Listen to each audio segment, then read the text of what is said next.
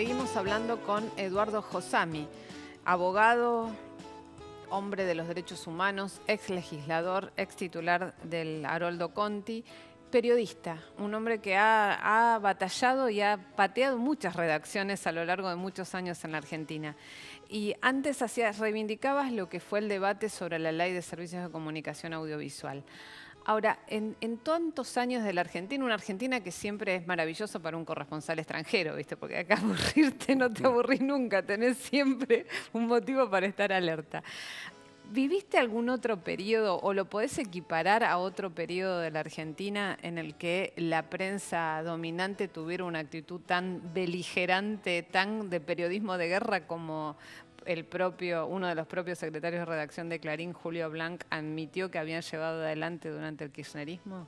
Bueno, uno podría pensar en la dictadura, pero lo curioso es que estamos en un gobierno que ha ganado las elecciones, ¿no? Cuyo poder no nace de un golpe militar. Pero si exceptuamos las dictaduras, yo creo que no existe comparación posible con otro momento. Porque los diarios tradicionales, es decir, los grandes medios, trataban de mantener cierta imagen de objetividad y de independencia. Por supuesto que nadie dejaba de saber que La Nación era el diario de la derecha tradicional, del gran poder económico, de los terratenientes. Clarín era un poco desarrollismo, no siempre fácil de precisar, pero no tenían esta actitud beligerante, ¿no? Este no era, incluso te diría más, en algunos gobiernos militares, no en el último, no en la dictadura del 76, pero sí en los anteriores, tenían también como tomaban cierta distancia. Por supuesto que informaban todo lo que el gobierno quería que informaran, pero mostraban había algunos rasgos de independencia. Esto no pasó después del 76, yo creo que no solo porque la presión sobre los medios y sobre los periodistas, y sabemos que hay tantos periodistas desaparecidos, fue más fuerte que antes, sino porque además a través del episodio Papel Prensa, los grandes medios se hicieron socios de la dictadura, ¿no? Pero, bueno, y ahora en estos últimos años, Clarín y La Nación han sido no solo los voceros de la oposición política y los sectores concentrados de la economía, sino que han sido la dirección de la oposición política. El caso que mencionábamos antes, de cuando Mañeto convoca a los dirigentes opositores para discutir con ellos cómo se hace para lograr una unidad que por sí solos no podían conseguir, es un ejemplo, pero también hay otros. Es decir, el modo como los grandes medios y las emisoras de radio y televisión que a ellos vinculados instalan la agenda política y cómo la oposición sigue bastante dócilmente ese camino, e incluso uno podría decir que eso conspira hasta contra cierto lucimiento de los dirigentes durante estos años del kirchnerismo, de los dirigentes opositores, porque el verdadero enfrentamiento estaba dado entre los medios y el gobierno, ¿no? Ahora, ¿pensás que por ahí el kirchnerismo quedó atrapado en esa lógica de enfrentamiento con el Grupo Clarín en cuanto al debate de la ley de medios y por ahí no argumentar o no lograr que se comprendiera lo que implicaba realmente un proceso de democratización de voces y de no concentración? Sí, yo creo que en un momento el debate de la ley de medios quedó reducido para la imagen de la mayoría de la sociedad al enfrentamiento entre el gobierno y Clarín. Me parece que la idea de que tenían que desconcentrarse en el mercado de los medios y que tenían que adecuarse a las disposiciones más restrictivas de la ley era absolutamente legítima y era una parte necesaria de la ley de medios. Pero toda simplificación es peligroso. Que haya quedado reducido esto al enfrentamiento gobierno con Clarín, y peor aún en una situación en que Clarín se victimizaba como perseguido por el gobierno, me parece que fue haciéndole perder espacio e importancia en la sociedad a otros temas importantísimos de la ley de medios que tendían a asegurar la pluralidad de voces, a garantizar la existencia de este sector social, que no solo hubiera medios privados y medios del Estado. Bueno, todo eso en algunas de esas disposiciones avanzó, en otras se avanzó poco, pero es cierto, para la sociedad quedó como una especie de match entre Clarín y el gobierno, ¿no? Claro. Y evidentemente sobrevivió. Claro, Sobrevivió. sobrevivió mostrando además cuáles son los recursos con que cuentan estos medios concentrados, es decir, en última instancia, cómo se maneja el poder en esta sociedad. Porque en términos formales, pero sería ingenuo decirlo, bueno, se consiguió imponer la ley de medios porque la Corte Suprema de Justicia dijo que era constitucional, después de un largo debate judicial. Pero bastó después con que vinieran 2 medidas cautelares para que no se hiciera nada, y bueno, y después obviamente este gobierno ignoró la ley de medios y la Constitución para terminar con esas disposiciones que afectaban a Clarín, ¿no? Sí, la verdad que a la luz de los hechos uno dice fue demasiado respetuoso de la institucionalidad, por lo menos judicial, en la aplicación de esa ley, porque vinieron, arrasaron por decreto y si te he visto no me acuerdo, ¿no? Claro, tampoco teníamos... No había eso margen fue para otra correcto cosa. y no había margen Obviamente. para otra cosa. No, pero cuando lo acusaban al gobierno kirchnerista de no respetar las instituciones, la verdad que los tiempos que se tomó la justicia para paralizar esa ley son inéditos, absolutamente, ¿no? Así es, y eso y lo que está pasando en estos días demuestra que el objetivo de una profunda reforma judicial es hoy más actual que nunca, ¿no? Ahora, justamente sobre la influencia de los medios, Eduardo, vos estuviste también en la experiencia del diario de la CGT de los argentinos. Evidentemente siempre la prensa tuvo un rol político. Esto, digamos, los que hablan de, no, la prensa es profesional, objetiva y no juega políticamente, digamos, es evidentemente una mentira. Ahora, el tema de la influencia que tienen hoy los medios de comunicación en el formateo de las conciencias populares, ¿crees que realmente es tan fuerte como se lee desde algunos sectores que dicen, bueno, esto realmente les lavan la cabeza a la gente que a veces llega a votar contra sus propios intereses, o hay fallas de la política que hace que mucha gente llegue a convencerse de que lo que le están diciendo puede ser cierto? Bueno, yo creo que las dos cosas son ciertas. Sí. Es decir, yo creo que la influencia de los medios es muy grande. No necesariamente las decisiones políticas.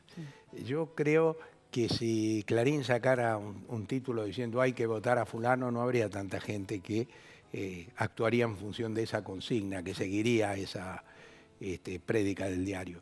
Pero me parece que los medios, en primer lugar, dificultan la acción de cualquier gobierno que el enemigo, ¿no? Por ejemplo, el modo como han manipulado el tema de la seguridad durante el gobierno kirchnerista, demostrándonos que estábamos prácticamente al borde de la disolución social, que ya no se podía salir a la calle, que había un crimen atrás del otro. Y ahora, que no creo que hayan cambiado demasiado los índices delictivos en estos pocos meses, al contrario, probable que hayan aumentado, porque la situación social es peor, es un tema más que no se discute. Sí, no está priorizado. ¿No? Exactamente. Pero por otro lado también creo que la política a veces abandona un lugar que debiera serle propio, de denunciación, de propuestas, de mayor protagonismo. Y bueno, y esto en una sociedad donde sobre todo la presencia de la televisión es tan grande, bueno, me parece que nos pone muy a la defensiva. Este gobierno ahora ha inaugurado, se ha modernizado, ¿no? Es decir, ahora trabaja mucho con las redes sociales. Me parece que es un terreno donde nosotros estamos un poco rezagados también. Y creo que el debate se da en todos estos espacios. Pero, ¿cómo? Porque cuando yo decía esto, recién la política abandona un espacio, pensaba, bueno, pero Cristina hablaba todos los días y precisamente eso le reprochaba. Claro.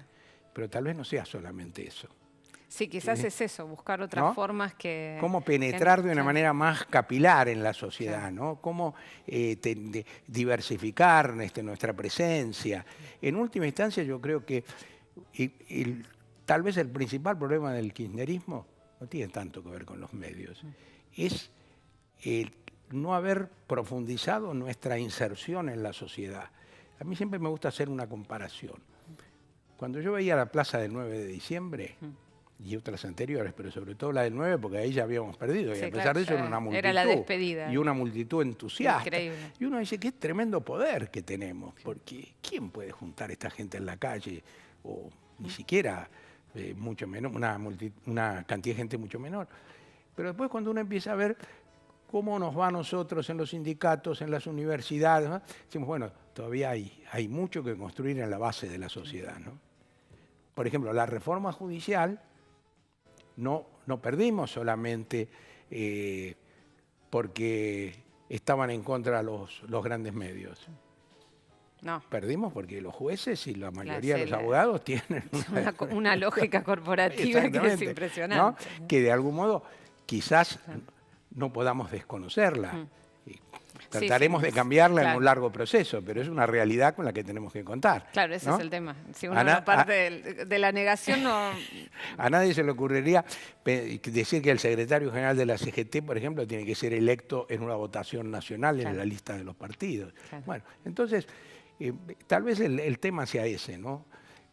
Los medios influyen mucho sobre una sociedad y hostilizan mucho al gobierno, pero hay que a veces como que hacer abstracción de la existencia de los medios y decir cómo hacemos nosotros para desarrollar una presencia social mayor, una organización más participativa, es decir, algo que nos dé más fuerza en este enfrentamiento.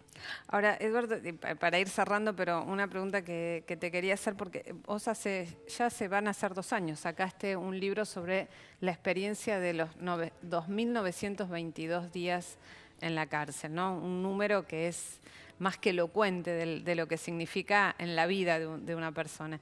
Pero es un relato que, digamos, combina distintos registros, digamos, desde la tragedia que implica el haber estado privado de la libertad, además durante la dictadura militar, la reflexión política, pero los horrores, pero nunca se regodea en esa tragedia, sino que es como, yo lo leí por lo menos como un testimonio que abre para pensar lo que pasó, pero pensarlo no desde un lugar de víctima, sino desde otro lugar. ¿Qué significó para vos escribir ese libro 30 años después de haber sido liberado? ¿Y qué respuesta has tenido de por ahí generaciones que no fueron, digamos, congéneres a la tuya? Bueno, haberlo escrito 30 años después seguramente posibilitó una mirada más distanciada, más tranquila, más reflexiva, y de eso me felicito, porque además, por otro lado, en los primeros años la prioridad era necesariamente otra, ¿no? En el caso concreto era también conseguir que se juzgara a los responsables y entonces la actitud era más de denuncia que otra cosa.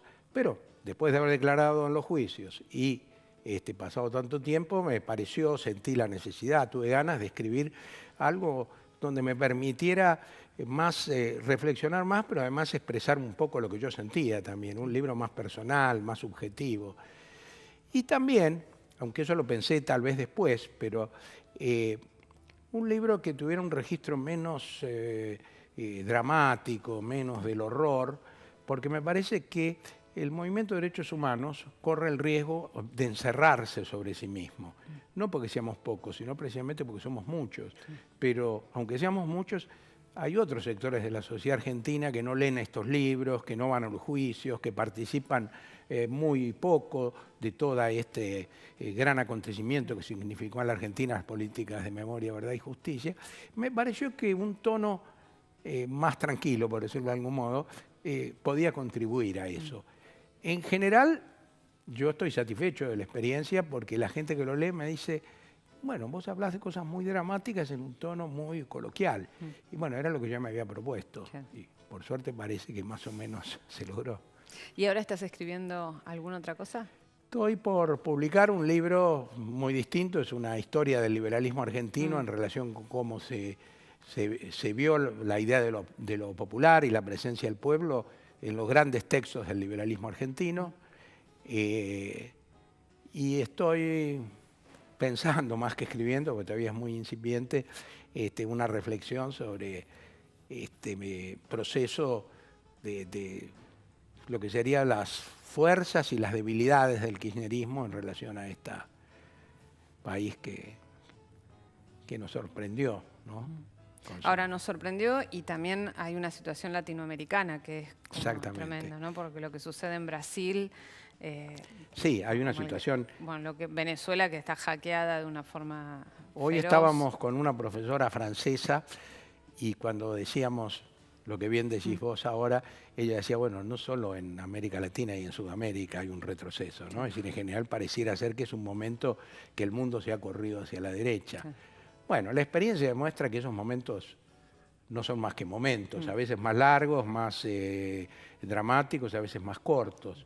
Y yo confieso que después del último acto en la Plaza de Mayo, el acto convocado por la CTA, me animo a pensar que a lo mejor los tiempos no son tan largos, porque la verdad que un análisis no voluntarista que tome en cuenta el retroceso que se está dando en América Latina y las consecuencias que necesariamente tenía que tener y tuvo la derrota electoral sobre nuestra propia fuerza, bueno, uno le podía hacer pensar que los tiempos iban a ser más largos, pero de cualquier manera esta es una discusión ociosa. Nosotros necesitamos que esta política del macrismo no pase porque los daños para la sociedad y el pueblo argentino van a ser muy duros y bueno, me parece que esa tiene que ser la... Claro, a mí me llama consigna, ¿no? la atención cuando algunos dicen, bueno, hay que marcarles los errores al gobierno, pero a mí no me parece que sean errores, No. digamos. Son El gobierno- aciertos en el marco El de una gobierno lógica. comete errores como todo el mundo, Claro. pero eso no es lo más relevante. Por ejemplo, un error es no haber medido que un aumento de las tarifas del gas tan descomunal iba a provocar reacciones como las que provocó. Pero lo que no es un error es pensar que el costo de los servicios públicos tiene que recaer sobre los sectores populares, mientras se mantienen los subsidios para garantizar las ganancias de las grandes empresas petroleras y de distribución de gas. Entonces, claro, nosotros no enfrentamos los errores del gobierno. Posiblemente otros sí hacen eso. Nosotros enfrentamos el corazón de la política del gobierno. Bueno, por suerte a veces cometen algunos errores y entonces no les va todo lo bien que quisieran en la implementación de esta política. Pero pocas veces hubo en la Argentina una contraposición tan clara de dos proyectos, de dos políticas como la que hoy se ve entre el gobierno de Macri y sobre todo el sector del peronismo y el kirchnerismo que lo enfrenta más decididamente. Bueno, muchísimas gracias, Eduardo Josami, por haber venido acá a La Plata, a QM y a compartir esta charla. Gracias. Gracias a vos por la invitación y por este diálogo tan lindo. Bueno, nos vemos la semana próxima en Notas Verdaderas, como todos los jueves, por QM Noticias. Gracias.